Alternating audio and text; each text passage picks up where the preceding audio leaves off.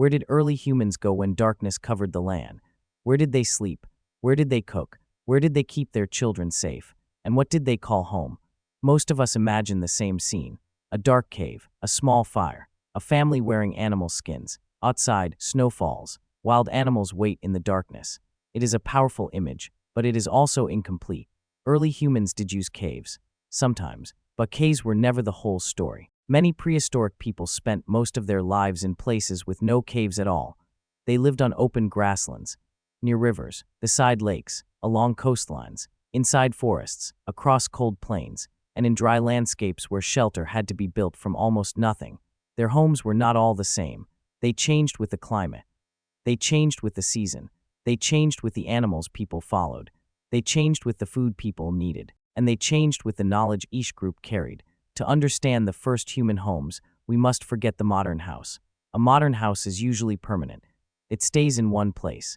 It has walls, a roof, separate rooms, a door that closes. It is built to last for years, sometimes for generations. But for many prehistoric communities, home was not one permanent structure. Home was a system. It was a familiar landscape, a network of water sources, safe sleeping places, food gathering areas, stone sources, fishing spots, animal paths, sheltered valleys, and remembered routes between them. People did not simply wander without direction.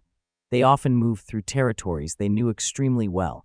They understood which plants appeared in spring, where animals gathered in summer, which river remained flowing during a dry season, where wind became dangerous in winter, and which high ground stayed safe after heavy rain.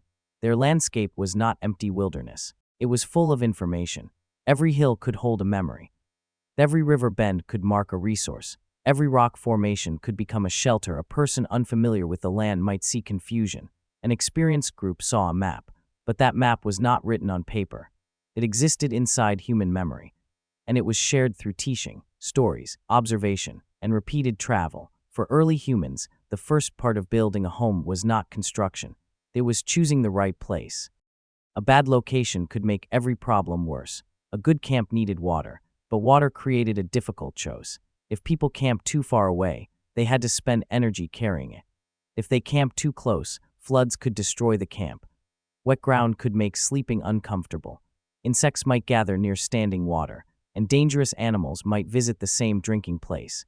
So the best camp was often close to water, but slightly above it, on firm ground, safe from sudden flooding. Water was only the beginning.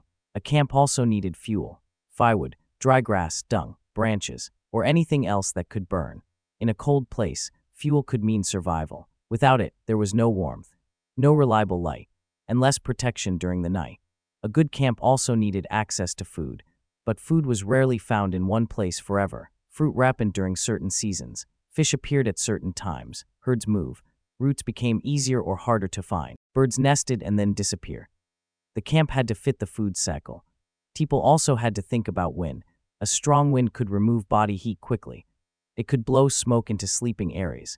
It could carry sparks into dry grass. A hill, tree line, or rock wall could protect the camp. But too much shelter could create other problems. Smoke might become trapped, visibility might be poor, and danger could approach unseen. The perfect camp did not exist.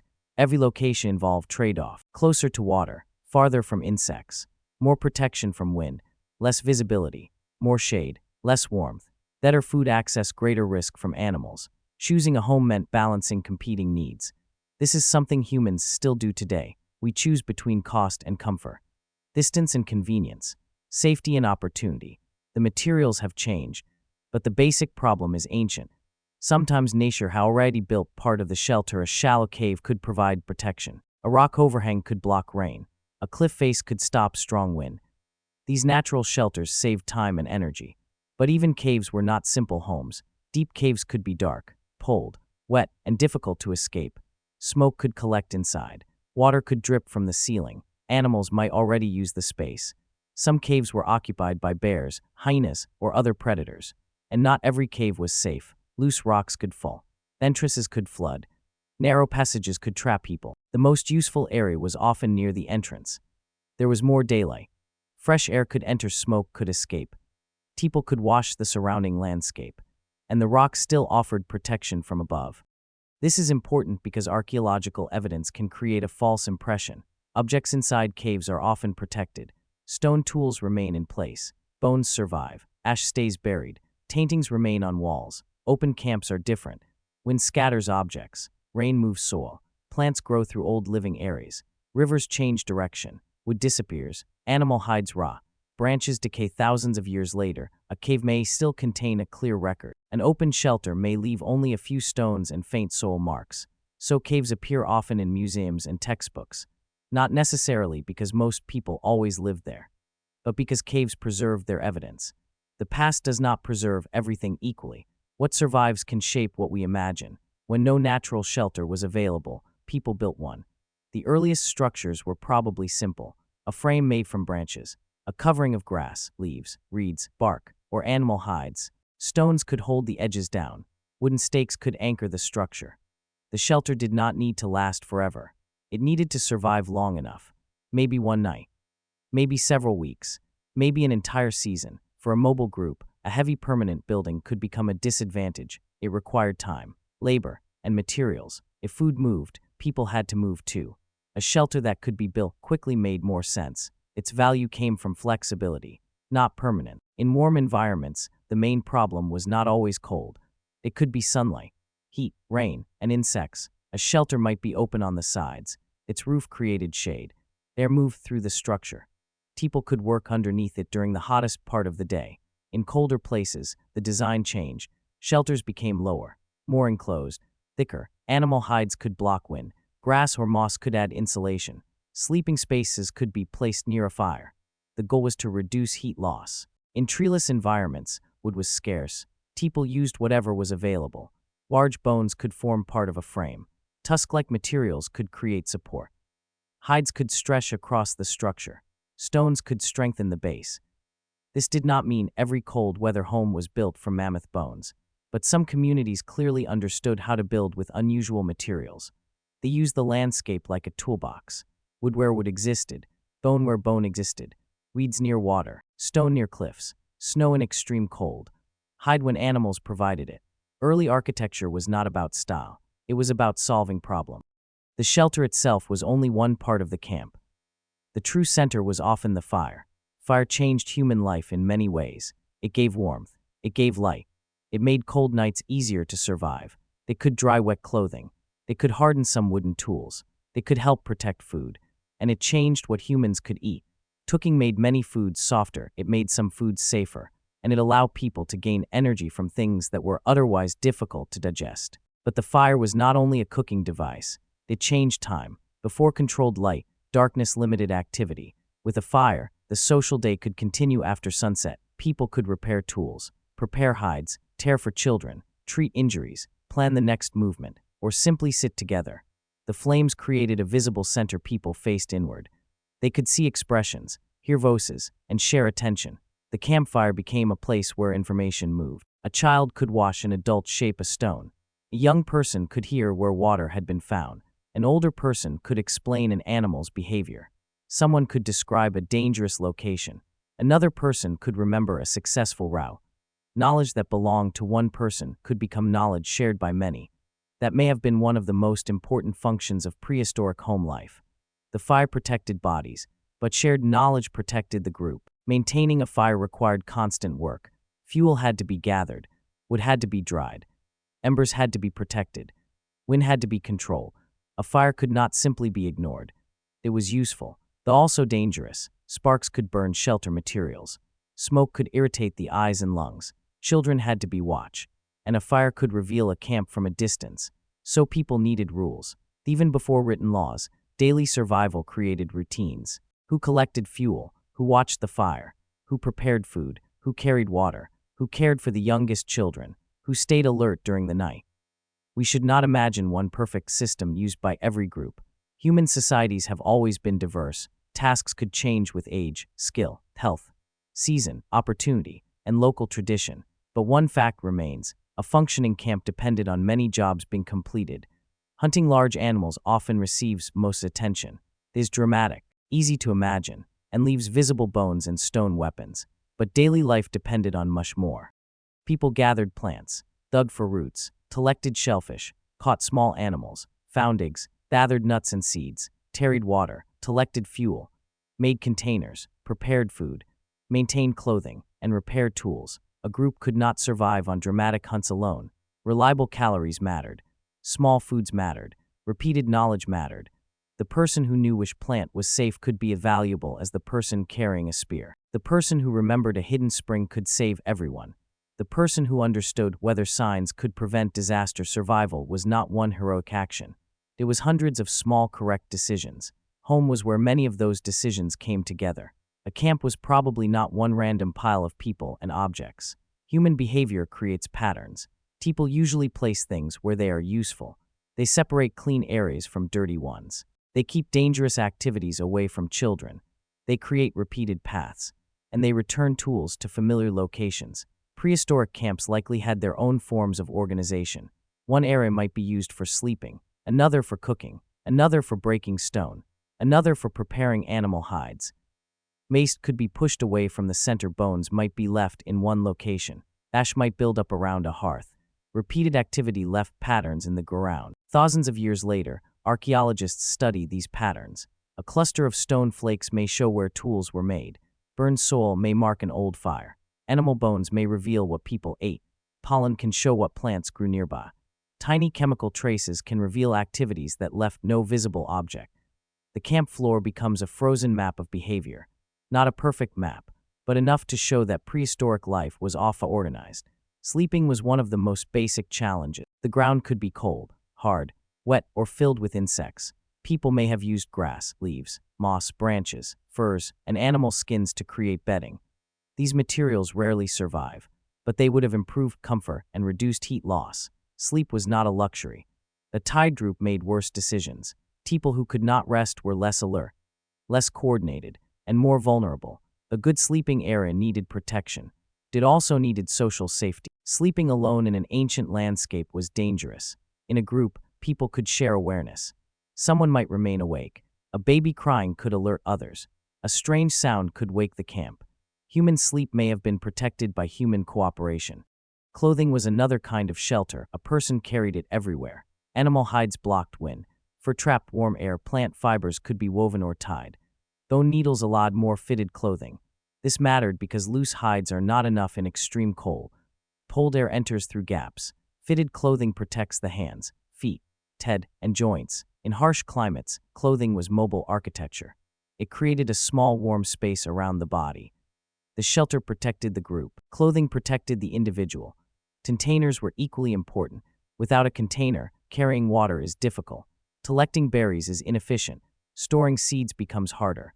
Moving small objects wastes time. Baskets, bags, wooden containers, skins, shells, and other materials allow people to carry resources.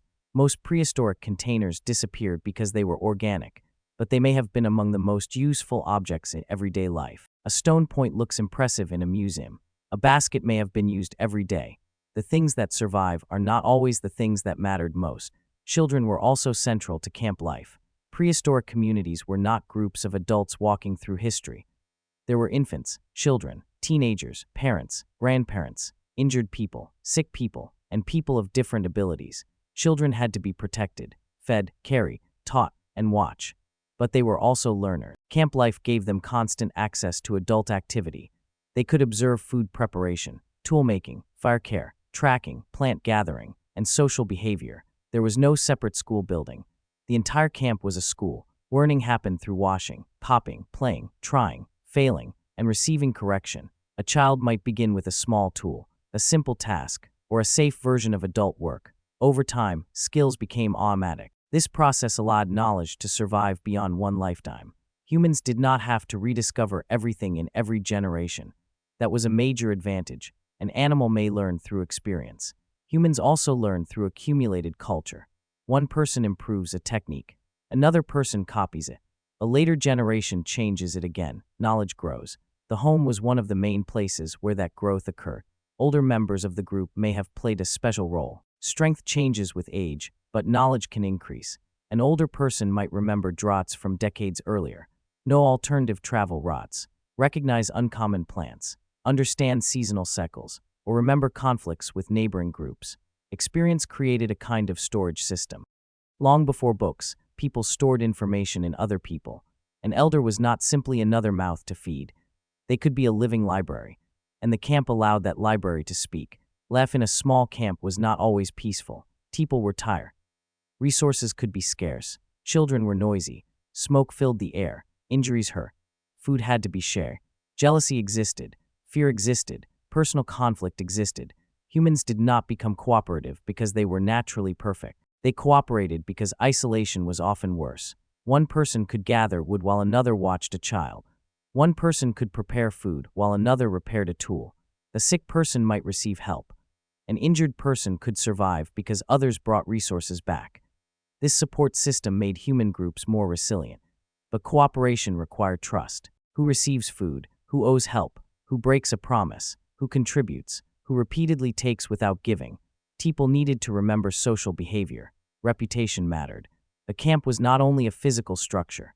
It was a network of relationships. Those relationships could create safety or tension. Humans had to manage both. Some camps were probably occupied briefly. Others became seasonal meeting places. Several groups may gather when food was abundant. A river filled with fish. A large herd passed nearby. Shellfish became easy to collect. Plants ripened at the same time. These gatherings created larger social worlds. People could exchange materials, information, stories, tools, and partners. Children met people outside their immediate family. New ideas moved between groups. A rare stone from a distant place could travel through many exchanges. A technique invented in one community could spread. Seasonal gathering sites may have worked like ancient communication centers. The camp expanded the human network, and networks made people less dependent on one location. If food failed in one place, another group might know an alternative. If one tool material was unavailable, exchange could provide it. If conflict arose, relationships elsewhere created options.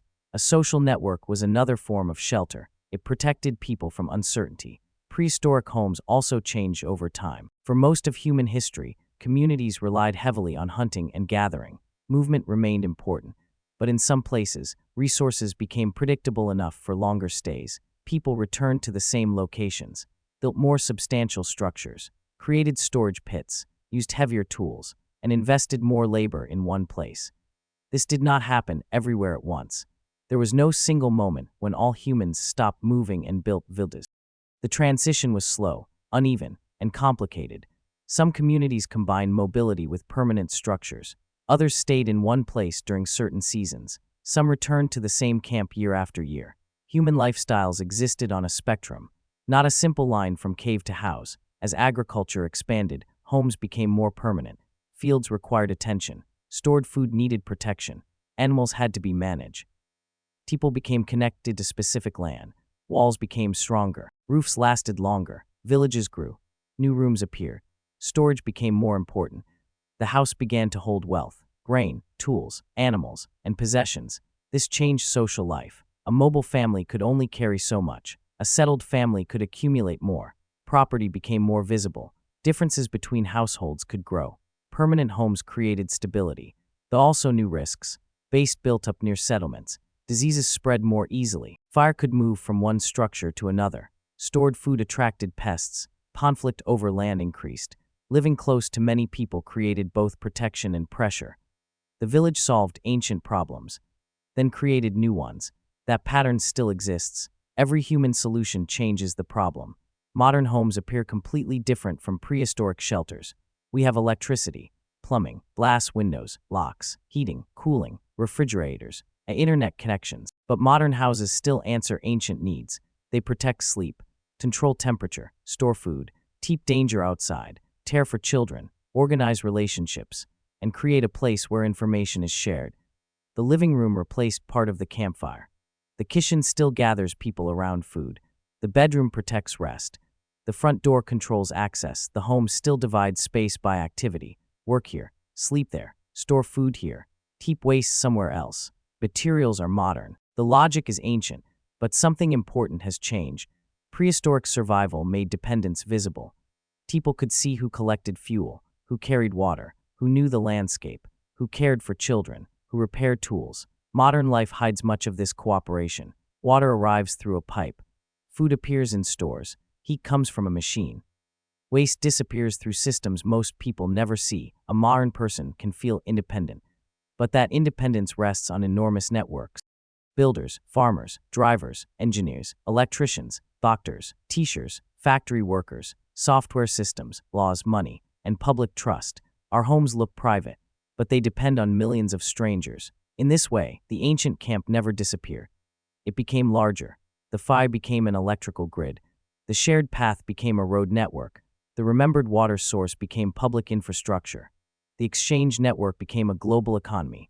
The spoken rule became written law. The village expanded into the city, and the social camp grew until it covered much of the planet. This is what makes the story of prehistoric homes so important. It is not only a story about caves, branches, animal skins, or fire. It is a story about how humans create safety. We rarely survive through strength alone.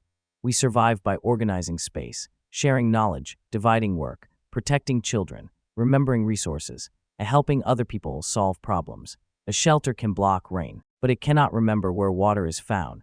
A wall can stop wind, but it cannot teach a child. A fire can provide warmth, but it cannot repair itself. A home works because people give it meaning. They bring food back, maintain the fire, wash the entrance, share information, and return to the same place. This may be the deepest difference between a shelter and a home. The shelter is a structure. A home is a pattern of protection, a pattern of trust, a pattern of memory, a pattern repeated long enough that people begin to feel safe. The first homes were not always beautiful. They were not permanent. They did not have addresses. They did not have doors with locks. Sometimes they disappeared after one night. But they held the same things homes still hold today: sleeping people, shared meals, arguments, children learning, adults working, stories being remembered, and plans for tomorrow. So where did early humans live? Sometimes in caves, sometimes beneath rock shelters, sometimes inside tents made from branches and hides, sometimes in open camps beside rivers, sometimes in structures that vanished thousands of years ago. But the physical answer is only part of the truth. Their real home was larger. It was the land they understood, the rots they remembered, the fire they maintained, the tools they repair, the people they trusted, and the knowledge they passed forward. The first human home was not simply a cave. It was a shared system of survival, built from wood, stone, grass, bone, fire, memory, and cooperation. Long before humans built cities, they learned how to build a place together. And that may be where civilization truly began.